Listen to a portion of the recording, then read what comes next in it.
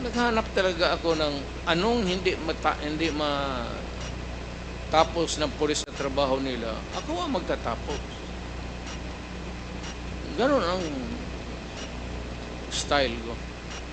Maybe because I really want my city to be safe and clean.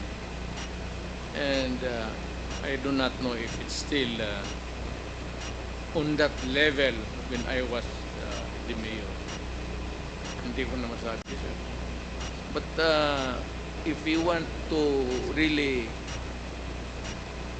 ask big whether lahat ng ginawa ko right, well, sometimes it went wrong. But at this time, of course, I am not